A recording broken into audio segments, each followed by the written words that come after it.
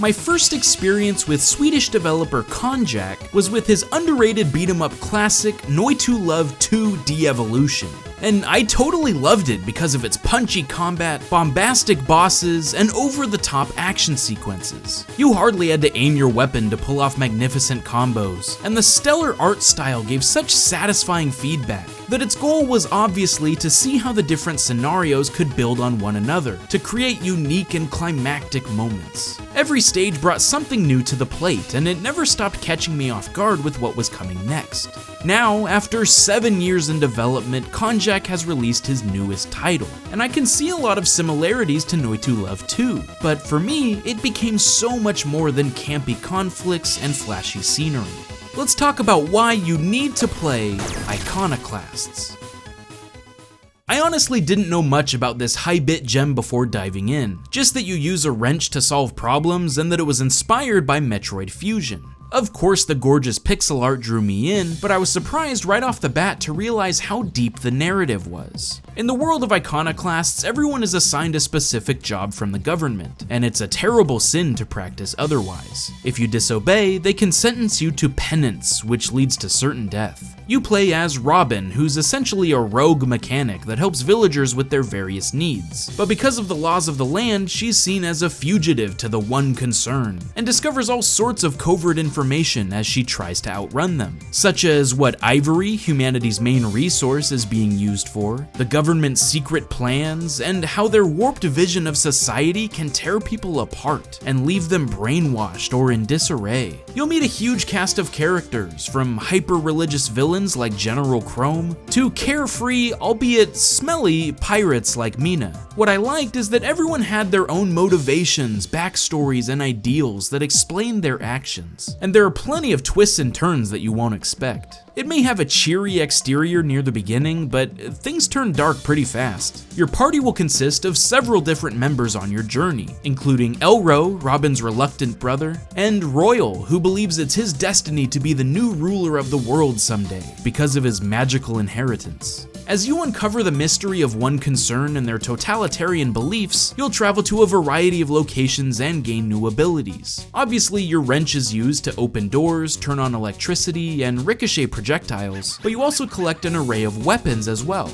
Robin starts with a simple stun gun that has a little bit of an auto-aim, as well as a downward stomp maneuver to take down baddies. But eventually she upgrades to a concussive grenade launcher, and my personal favorite, the Usurper Shot, which allows you to swap locations with objects and enemies. All of these guns have secondary charge attacks, which can do more damage but have a longer cooldown. And I don't think the game explicitly tells you this, but they can even increase your jump height if you time it right. These are also used, however, to solve assorted puzzles. And I didn't expect this going in, but there is a heavy focus on puzzle elements. Of course, there's a ton of combat and platforming, but part of the main experience is using your arsenal to solve intricate level layouts to proceed. This will range from blowing up red buttons to move platforms, to using electricity to activate doorways, to riding rails at breakneck speeds to crash through blocks. Eventually, your wrench can be enhanced with an electric charge as well, so you have to use all your skills together and think outside the box to succeed.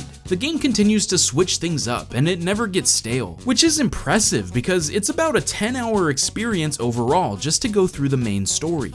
On top of these abilities, you can also purchase tweaks, which are little upgrade nodes you can equip to have more power, such as extra speed, holding your breath for longer periods, or dealing more damage. You unlock these power-ups by finding hidden chests throughout the world, which are mostly gated behind a mini-challenge or tucked away in secret alcoves. Inside, they provide you with raw materials used to buy the power-ups. I like that it's actually beneficial to swap out tweaks depending on the situation though. For example, when you use your electricity to light a dark tunnel, it might help to increase the duration. Or if you're struggling on a boss fight, you can go for all 3 health upgrades. And then near the end of the game, once you're fully decked out, you can find the rest of the collectibles as you scour the map you've trekked before. All that good Metroidvania stuff. The fluidity in the animation and music are all top-notch, especially when you remember that this was developed by one person. But what I loved most about Iconoclasts was the same thing I enjoyed about Noi 2 Love 2. The fact that it kept raising the bar and getting crazier and crazier as you progress. It never feels like you're retreading old ground, and it changes up the gameplay so often you can't even blink or you might miss it. It starts with silly mini-games like not mixing certain boxes of chemicals while they're being stacked in storage, but it quickly builds to things like an epic escape sequence where you're running away from Agent White, who is essentially the Terminator. Occasionally, it'll switch playable characters completely and allow you to have totally separate attacks and capabilities, such as Mina's shotgun that you have to aim before firing, or Elro, who moves very slowly but carries a deadly sword.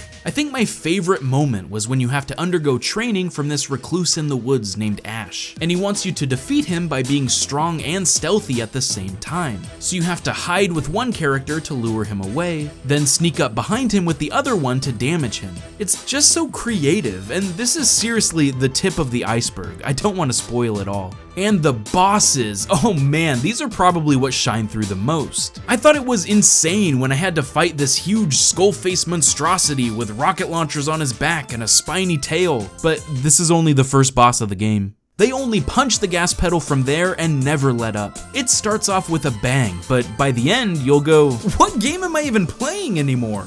In an interview with PC Gamer, Konjak explained his design philosophy with Iconoclasts by saying it originally had much more complicated power-ups, but he didn't want it to feel bloated. He wanted players to have just exactly what they need, so he pared back the upgrades to emphasize finding the right strategy, as opposed to stronger gear. And that's exactly what this game is all about. There's not a huge collection of weapons or armor, and yet it does so many things so effectively without any extra weight to bog it down. All the characters are likable, especially Mina and her sarcastic quips. In fact, I wouldn't be surprised if we see a ton of lore analysis videos in the future, because there's a lot to unpack about this game by the ending. Each screen is unique and memorable, and other than this tower that was a huge, confusing labyrinth, I enjoyed every minute of this game. I can't emphasize enough how much you need to play Iconoclasts. I may use a lot of hyperbole sometimes, but I can truly say it has become one of my favorite high-bit games of all time, and definitely the best game I've played of 2018. Well, so far. Hey guys, thanks for watching and I hope you enjoyed. I wanted to give a huge shout out to my Patreon supporters this month. We've had a massive increase in support for the month of January, and I can't thank them all enough. In fact, because of reaching our next goal, we've officially relaunched the Snowcast on Twitch, and a second channel, Snowman Gaming 2, for VODs, stream highlights, and all sorts of other content. In case you missed the big reveal, you can check out the link in the description below. And if you ever want to become a patron yourself and receive all kinds of exclusive rewards, you can do so at patreon.com/snowmangaming. I'll see you guys next time. Stay frosty, my friends.